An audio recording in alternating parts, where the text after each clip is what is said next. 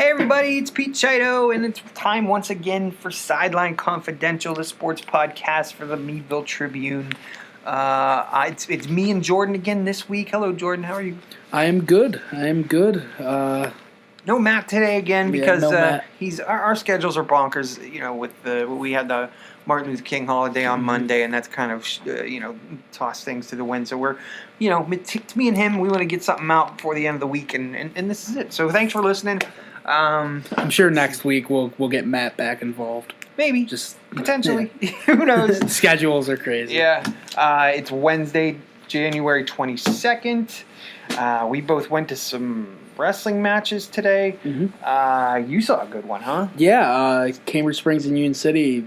Basically, the schedule worked out that the winner of that match would make the District 10 playoffs, and it actually came down to the heavyweight bout. There was no match at 106. 106 was the last one because it started at 113 and came down to the heavyweight bout. And Xavier Castillo was able to get the pin in the second round, much to the jubilation of the second period. Yeah. Yeah, I know. I got to get used to that. I know it's on my box score that it says period, not a round. I know I make sure I do it in the story. I caught it one. I caught one round in the story. Yeah. But Xavier Castillo got it done, and it's a great win for that team, that program. So Cambridge got fourth in that region, which means they get to wrestle in the first round of the D10 duels, which is next Wednesday. So that's good for them. New coach, kind of a building program. Yeah, for them to get there, it's good news for them. It was tough for Union City because they had to give up a few forfeits. They don't have a ton of wrestlers in every spot, so they kind of had to plan it out, and it ended up costing them a little bit. Well, they were up 34-33 going at heavyweight. Yeah, so it came down to that match, despite giving up a lot of points. So their program, they're saying they're a young team, so they'll be back. Because they were almost all seniors last year. Right. They graduated a ton of seniors when they had a good year last year, and then they're kind of starting from scratch this year with a lot of guys. It's just one of those things, somebody's got to win, somebody's got to lose. I was at Sagertown Eisenhower. That was a battle for second place in Region 3. Sagertown... they had a bunch of kids out for who knows, a bunch of reasons. Illness to a couple guys, I think injury for one guy, and then discipline reasons is what Coach Mulligan said about a couple of teams. So they really didn't show their best hand tonight against Eisenhower. Eisenhower won that one pretty easily. What was the final on that? 54-18. So Eisenhower will take second in Region 3. Sagertown takes third. Corey was the winner. Corey won that. They're having a great year. But Eisenhower will open the D10 duels at home against the third seed out of Region 1, I think, and then Sagertown will travel to the runner-up from Region 1. I don't know who that is yet. We didn't get all the results from all the D10 matches tonight, but I think Sharon, Slippery Rock, and somebody else were tied, or Hickory were tied for second in that region, so I'm not really sure. And Sharon had a surprise opt-out. Yeah, they opt-out. They're having an okay year. They had a winning record. Yeah, I think I guess they just didn't want to, I don't know. Maybe there's some illness or something going on, or, injuries. They just didn't want to, because, let's face it, it's all going to be, it's going to be Reynolds again. There's nobody's touching Reynolds in District 10 or, perhaps in the state once again. Reynolds is just that good. And I think that's, Eisenhower winning tonight actually kind of hurt them because they're going to see Reynolds in the quarterfinals. If Eisenhower wins their first round match and Reynolds avoids an upset in the first round, they would meet in the quarterfinals of the D10 duels next Saturday down in Sharon High School. So that's not good for them. They get knocked out in the quarterfinal rounds. They don't get to the, to the consolation match or anything like that. So it's tough. Whereas Sagertown can now, maybe win their first match, maybe win in the quarterfinals and get to the semifinals, and then either win or lose, they would get a consolation or be in the championship match. So, it kind of worked out better for Sagertown tonight. Let's see. Didn't get a result from Jamestown. Cash won that one over Jamestown tonight. We didn't have a result, and we're not going to have a result in tomorrow's newspaper because nobody sent us the score. But so Cash got 4th in that region from Region 4, so they're eligible for the D10 duels. I'm not sure what their record is overall, but I'm not sure if that 50, that 500 rule still applies for wrestling to go to the postseason. Cash has a 500 rule. If they don't finish 500, they opt out of the. But they did not. They already did not opt out, so we know that they would go if they. So they took 4th, so they're in. Let's see. J.D. McFadden got his 100th win for Maplewood tonight. He pinned a guy from Youngsville, Devin Morris, in 37 seconds to get number 100. So congrats to him. Maplewood got their first win of the season in dual matches, beating Youngsville 47-9. Let's see. Meadville held its own at Erie. It got a little tight. Erie was it was close, 22-21, but Meadville started piling on the wins after that, and they ended up beating Erie 46-27 in a Region 5 duel. Corey finished off, as you said, their season unbeaten by beating Cockerton 57-18. Not their season, their Region 3 schedule. Let's see. Speaking of Jamestown girls got their second win tonight of the season, 32-29 over Venango Christian. That's today's action. Oh, you know what else came down the pipe today was the region. Yeah, the region football regions for the next two-year cycle. Kind of some drama, I guess, with the appeals. Yeah, where Farrell was denied their appeal and Prep didn't even bother. I think they knew they were not going to win it. Well, what was going on? As some of you may know, and some of you might not. There's this PIAA is instituting this success factor this year, whereas teams that have had really big success in the state playoffs for like the last 2 years and who have a number of transfer students into the program during that same span, if they reach this certain number, they are forced to move up a classification from their natural classification. Farrell, I guess, had 4 transfer students. The cutoff line is 3 for football. Farrell had 4, and I guess the initial success factor was 5 transfers. And then they changed it to 3. And so Farrell had 4, and they're like, "Hey, you just pulled the rug out from under us." The PIAA didn't care; they denied the appeal. And so Farrell's going to move from 1A to 2A.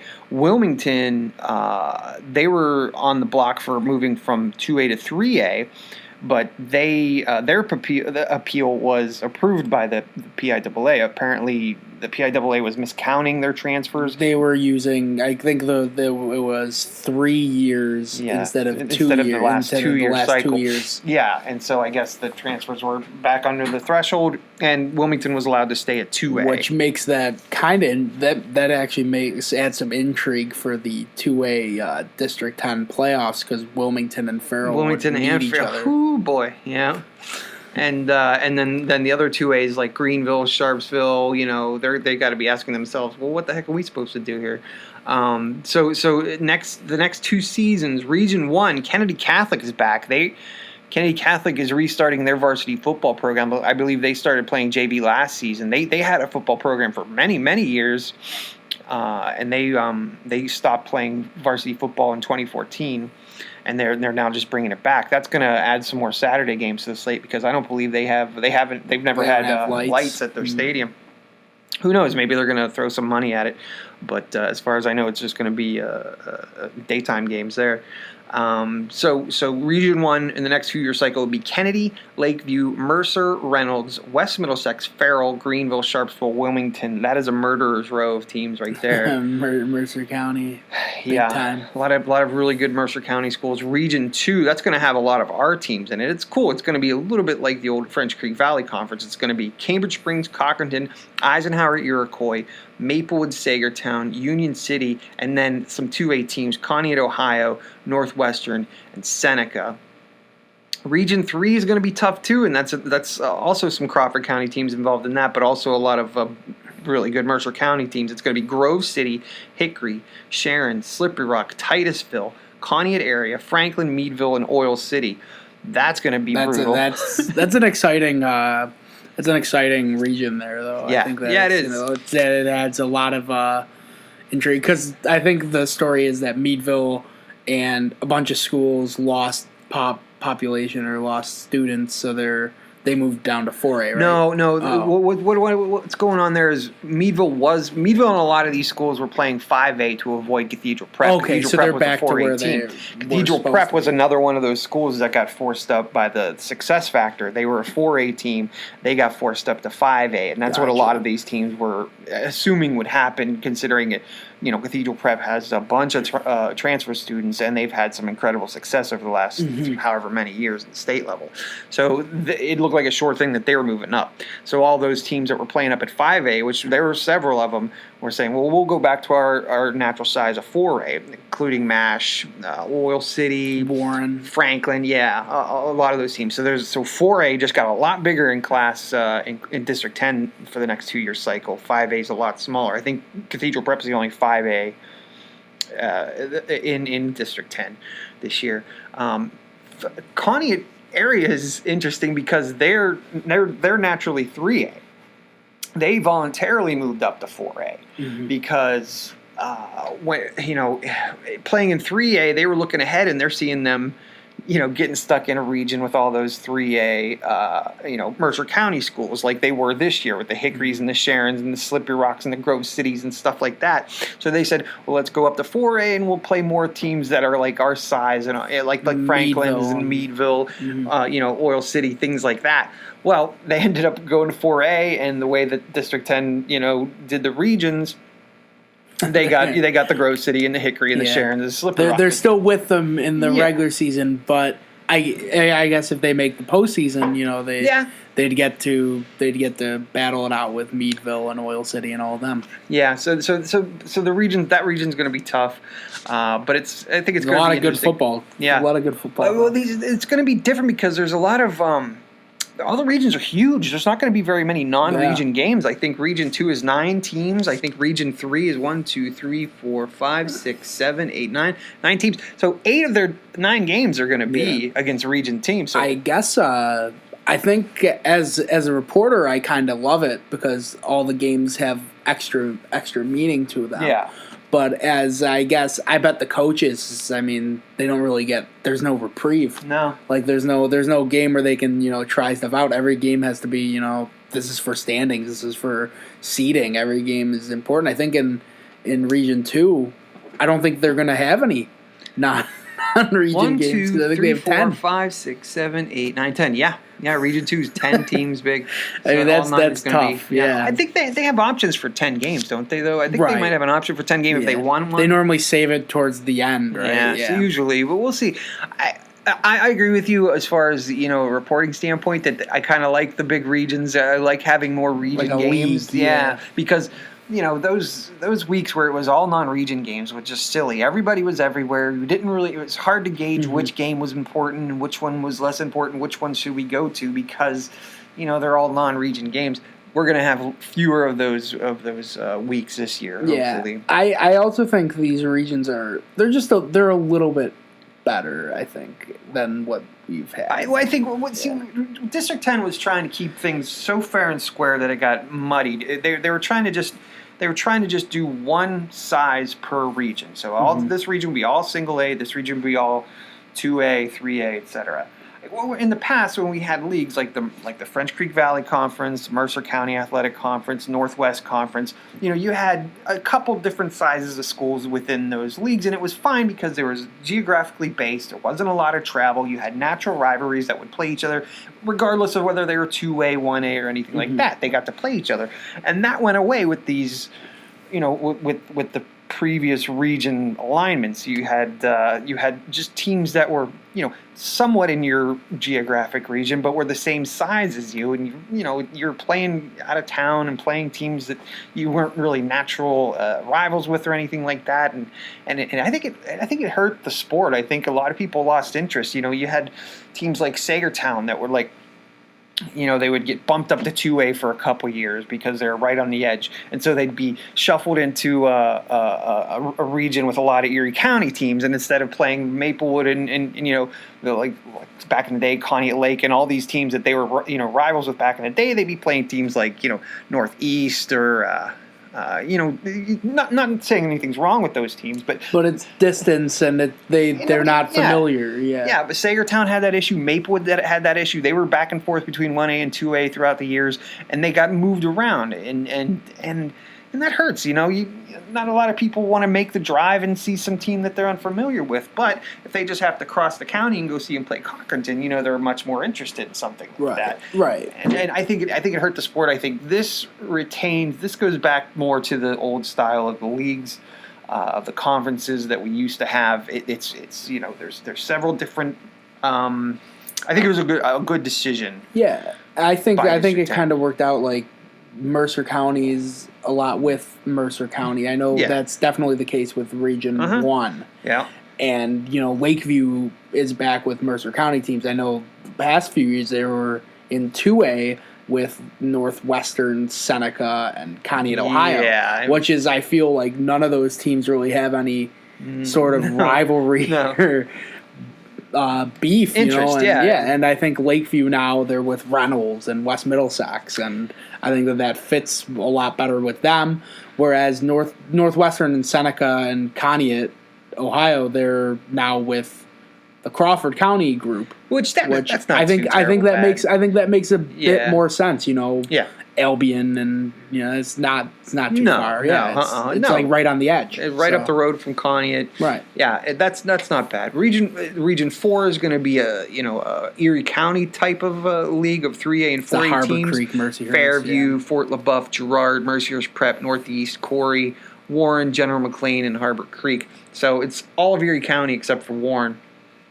And that's not bad for Warren. Those aren't really huge trips. I think, Warren's just geographically it's tough for them. Nothing's near Warren. Yeah. Region 5, that's going to be the big school region. Cathedral Prep, Erie, McDowell, and Butler. Butler joining the District 10 in football this year. The Golden Tornadoes coming off an 0-10 season. They've had a rough time of it in the WIPUL, and I think they're trying to rebuild things in a different home. So they're coming up to District 10. They're going to be a 6A school. They're going to be playing with, Cathedral Prep, Butler, I don't think it gets easier. And Erie, and McDowell. So and then they have a lot of, and then as members of Region 5, they get 2 games against Region or Class 4A teams. So each of those prep and everything, they get 2 games against 4A teams as part of their scheduling. And I don't know that those have been made up yet, but I think Oil City is going to be playing Butler. Who I imagine there are some teams that we'll take Butler, but so we'll have to wait and see when the schedules come out. So next year's going to be very different, and we're going to have a lot to write about for next year's fall sports guide. Oh yeah. So that's football that just came out today. Let's see. Last weekend you spent a lot of time at the Mark, didn't you? Yeah, a lot of hockey. I thought the Bulldogs, their run in the tournament was pretty solid. Made it to the semis. Made it to the semis. Played well against Prep in the semis too. Yeah, I think that they held their own. They played well against St. Ed's too in that loss. 4-3. Yeah. They played everybody tough. They started out the tournament on Friday tying Bethel Park on a last-minute goal scored by Ethan Konetsky. And that was a game that they stole that game. They had one shot in the third, and there was that shot by Konetsky in the final minute. Mm-hmm. So, that set them up for some success. They followed it up with a 7 a.m. win over New Albany. 7 a.m. Out of your mind. We cannot make 7 a.m. games in this job. We don't get out of here till midnight most nights. We're not turning it around. It's, I ain't young anymore. I can't handle that. They won that. They earned the win 4-1 over New Albany. And then they followed it up with their 4-3 loss to St. Ed. Which is not bad. But they were able, who's a great team. I think did Prep beat them in the final? Yeah. Yeah, so Prep beat them in the final, and they were a strong team out of Ohio. And Meadville got enough points to make it to the semis, beating out Bethel Park, who's a tough team. As I said, they almost lost at Bethel Park. They probably should have lost at Bethel Park. They lost it. Yeah, so it was. It looks like it's just by points because Bethel Park lost to 4-2 to St. Edwards. That's 1 goal difference. They beat New Albany 4-2. That's 1 goal difference there. So Meadville was able to squeak in on points, however the periods panned out. And then when it was off to the semifinals, Cathedral Prep Meadville. Cathedral, it looks like it was a good game. Cathedral Prep ended up winning that one 6-5 in the morning. That put Prep in the finals for the fifth year in a row.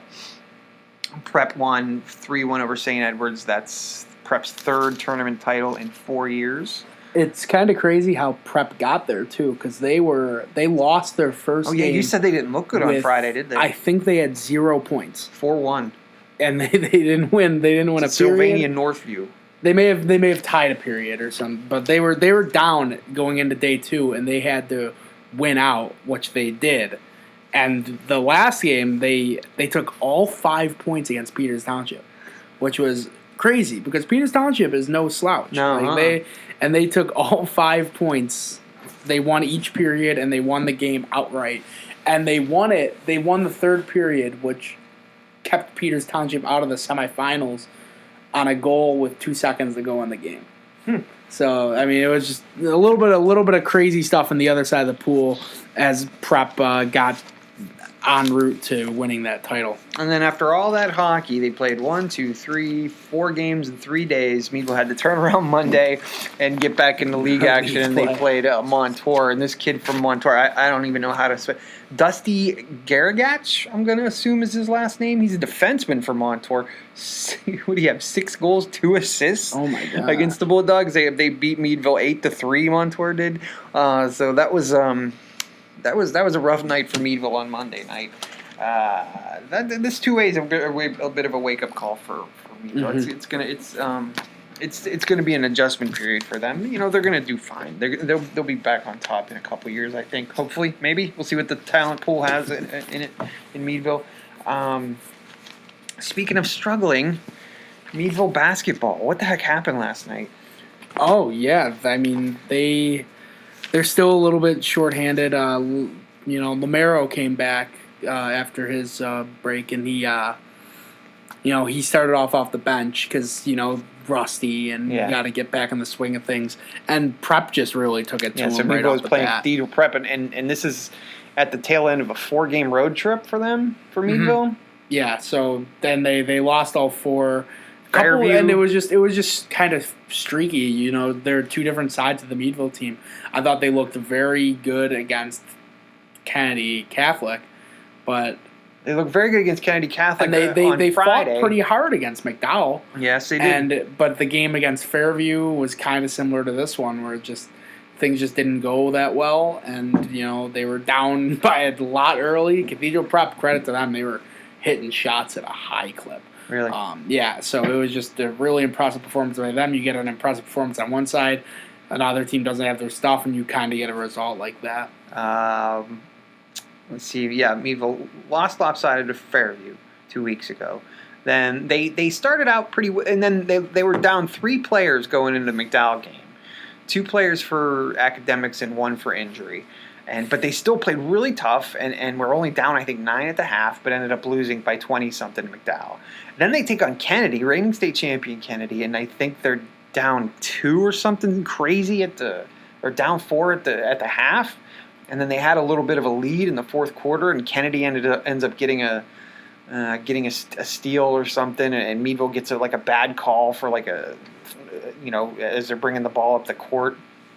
And Kennedy manages just to escape Meadville, still down 3 players, and then still down, I guess down 2.5 players, kind of going into Prep. It just did not have it. It just did not show the kind of fire that they had against Kennedy and McDowell.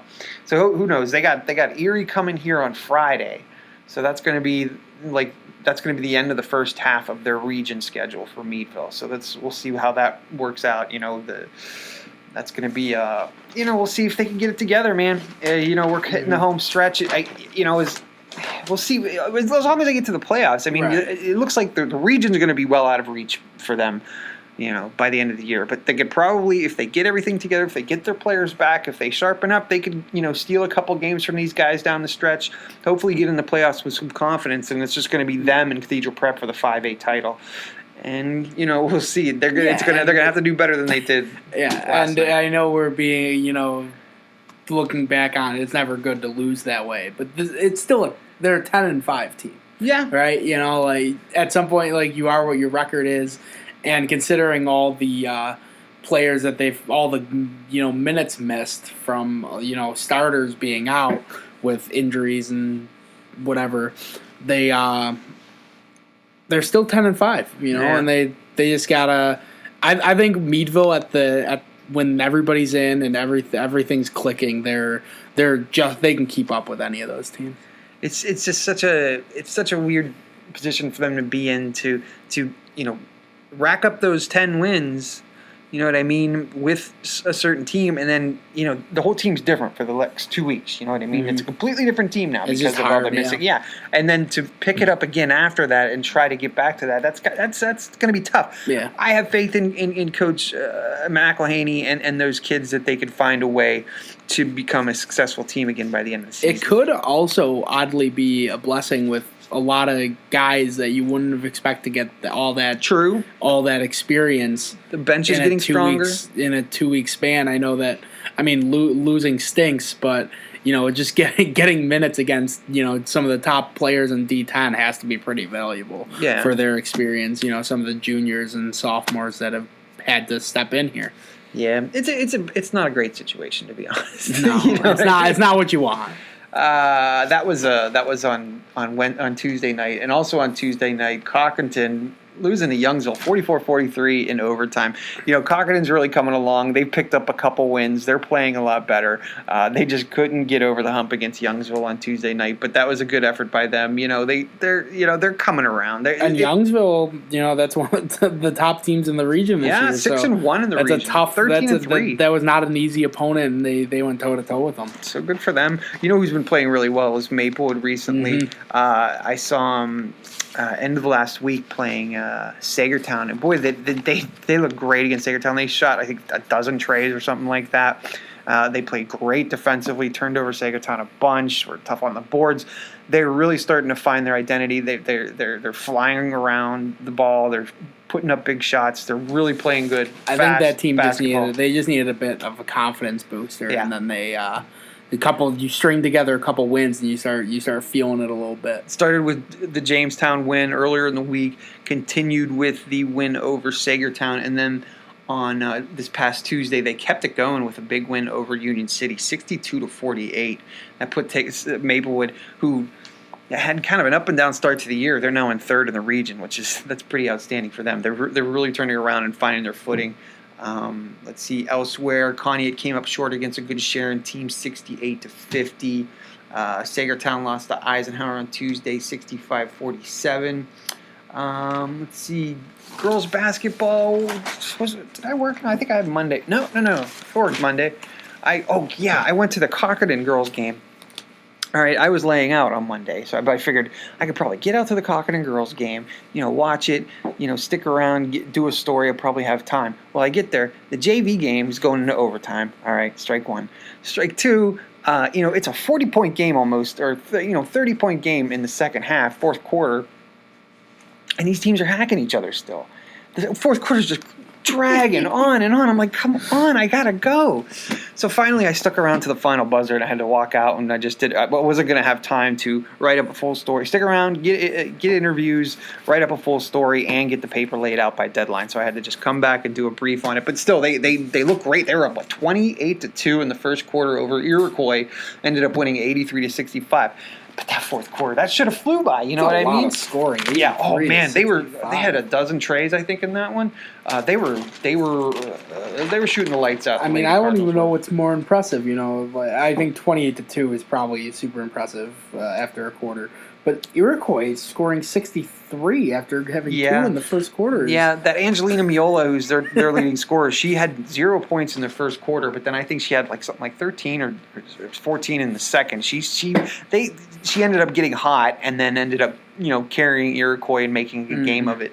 Not really a game of it. It was never really that close. Right. But boy, it just grinded to a halt in that fourth quarter, and I actually yelled one time, "Stop!" Because they kept fouling each other. Let this game end.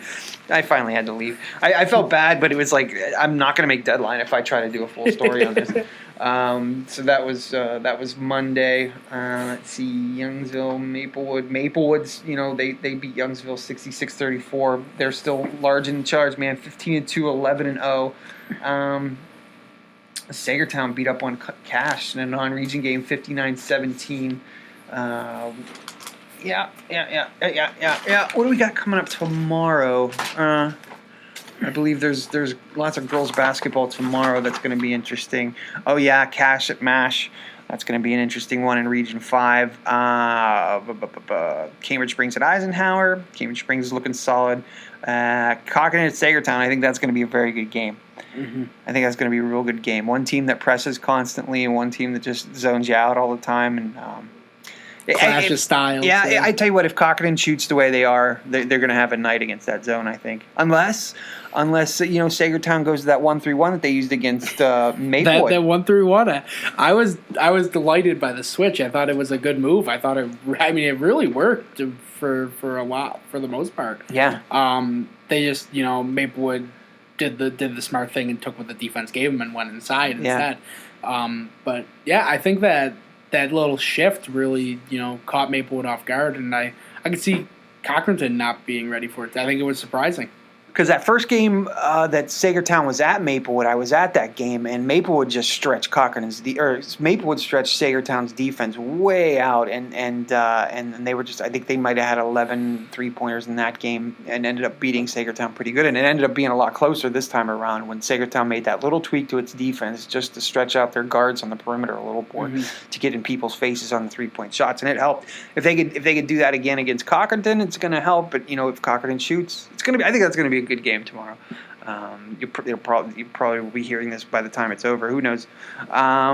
Let's see what else is going on. Football. Did you get to watch anything Sunday? I did watch both games. I think the Niners are wildly impressive. Yeah, I think that they. I love the way they play because it's kind of like they're the old adage of a team zigging when everybody else, or zagging when everybody else is zig and zag. Okay. It's succinctly put.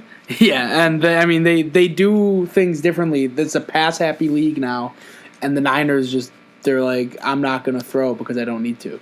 Yeah. I'm just going to let my running backs go to work. And it's kind of refreshing to see a team that runs the ball so well in a league where everything's set up to pass. And they'll be playing against a team that's probably the best at passing the ball in the league right now, and I think that makes for a pretty exciting Super Bowl. Yeah. I don't really care who wins. I could be sold either way. Probably root for the Niners because I'm AFC. My favorite team's an AFC team, and I don't like other AFC teams winning. Yeah, I don't. But I won't lose any sleep if the Chiefs and Andy Reid win. No, I don't. Yeah. Good for Andy Reid. The Chiefs, it's been a while, 50 years for them. Yeah, I don't. People have made the people brought back. The Bills traded the pick that the Chiefs used to draft Pat Mahomes for it, but it's like that's 3 years ago, and it's like I can't. No one knew Pat Mahomes was going to be this good, except really the Chiefs. So. Credit to the Chiefs where it's given, really and the Bills ended up getting an all-pro corner out of it, so I can't really be too upset. Yeah, and we have a quarterback anyway. Well, Mahomes even led him in rushing on Sunday, didn't he? I think he did. Yeah, he had that one. He had that one run where he ran over the corner. That changed the game really. That touchdown at the end of the half put Kansas City in front. And Tennessee, I think, is a different team when they're trailing.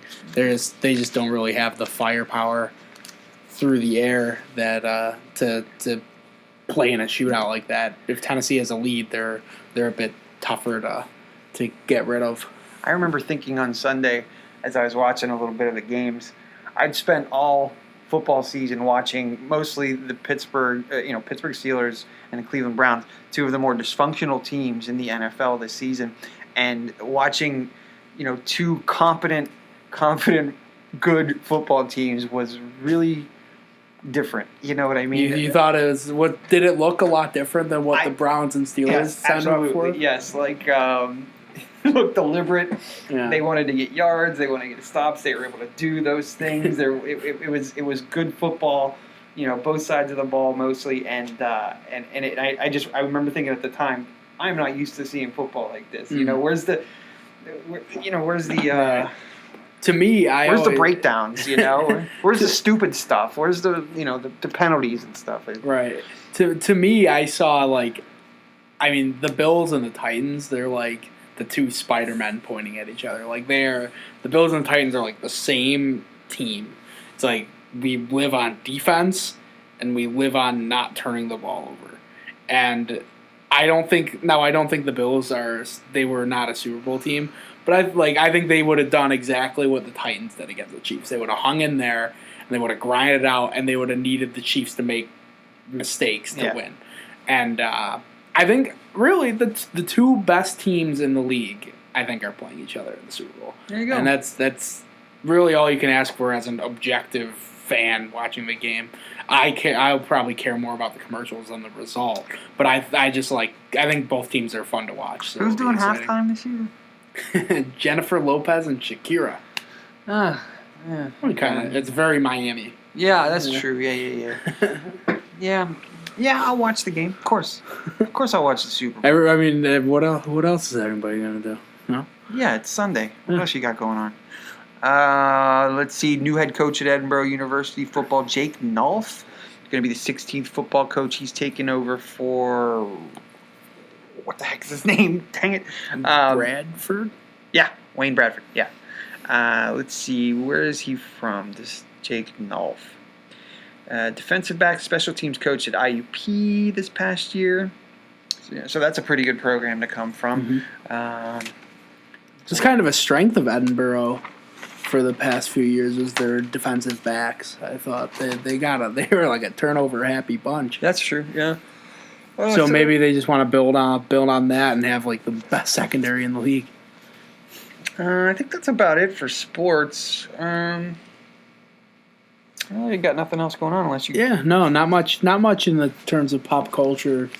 This week, I think. The Grammys are this weekend, which I don't really care about the Grammys. Is bizarre to me just because everybody likes different types of music. So a day celebrating music, there's not one person that's like, I love all these people. No, I'm so disconnected. I feel so. There was a time when I would watch the Grammys and I knew all the artists and everything like that. I feel so disconnected from that world right now. Right. They're either way too young. I have no idea who they are. I think or there's they're way one too girl old. I don't care. Might win. I think her name's Billie Eilish. She's. Oh yeah. I think she's like a high schooler. Yeah. That's crazy. I'm so. The Grammys I always spend. I'll watch it just because there's probably nothing else for me to watch, and I'll just be sitting there and I'm just like, I don't know who any of these people are. I like Bon Iver. I know his stuff. He's like alternative. Yeah, I've heard. And so his stuff's kind of it's weird. Dreary sometimes. Yeah, it's weird and. The Grammys is that, and then next week is the Super Bowl, and then the Oscars. So that's the route of entertainment. I've been down this rabbit hole with this on YouTube. This series of videos by this company called TNT Amusements. I don't know if you've ever heard of this guy. It's out in Southampton, Pennsylvania, outside of Philadelphia, and it's this old guy named Todd Tuckey. He owns this. This repair shop and distributor for video games and pinball machines. And he's this old, really large guy, wears black T-shirt tucked into his, his jean shorts and New Balance sneakers, and he walks around and shows the games that he's working on, the games that he's going to be shipping and selling, all these old video games, classic arcade games, and pinball machines, and opens them up and shows you all the wiring and all the lights that they're changing and everything inside and the paint jobs and everything that they're putting on there. And he's huge. He just had a heart attack this past May. Another guy that works in the place has heart attacks because I guess they don't eat real healthy. They're always talking about going to pizza, and they always have donuts and stuff like that. So they're not doing too well. But he's a really he seems like he comes off as kind of a sweet guy. You know, he always does the eye pokes like Three Stooges stuff with his employees, and his employees just rag on him mercilessly. I can't tell if they legitimately hate the guy or what, but they're just these surly guys that work on pinball machines all day long and just give this guy no end of crap. They'll film him and just like make fun of him. It's like a documentary series. It's just them filming what they do at work. There's like 1,500 of these episodes. I'm telling you, there's like 1,500 of them, and I don't know. They're not that funny. They're not that interesting. They're kind of boring sometimes. But I've been just watching them. It's real life. Yeah, real life is captivating. Yeah, I think. He goes to pinball. And I love pinball machines. I love old arcade games and stuff like that. And I don't know. I just find that's what I've been watching. I mean, the reality TV. People wonder like, how could people watch this stuff? And real life, and stuff like that is captivating. I don't know why. Yeah. It just kind of is. Maybe I don't know. Yeah, I guess. Like so. I always wondered why people watch like The Bachelor and stuff.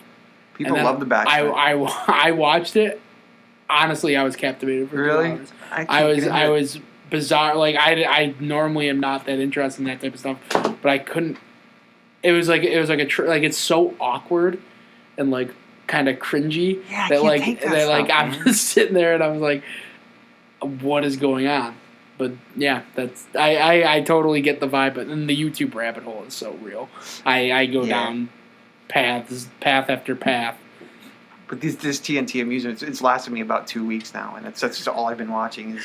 Instead of not like Netflix or what everybody else does. It's poorly edited. Yeah. He has dumb green screen stuff that he tries to do sometimes of like pasting his face into something or doing like scenes from like Star Wars or something. It's real dumb and inept but it's actually informative. I've learned a lot about pinball machines. Me and my friends have watched these food review people all the time where they just go to like fast food restaurants and they try like all their latest options. Oh, man. And they're like, I mean, you're just watching a guy eating like a cheesy gordita crunch. And it's like, and he's like analyzing the food, even though really all you need to just say is it's ground beef and cheese. Yeah, it's Taco Bell. It's the same. It's ground beef, in cheese, different combinations, and like maybe if you're lucky, you get vegetables. Not if you're my daughter, man. she don't want no lettuce on her tacos. I think that's good for today. I mean, we didn't go too deep into the pop culture, but I think we'll probably have more in that regard next week or so. Maybe not. Yeah, maybe not. All right, guys, that's it. Thanks for listening. We'll talk to you next week.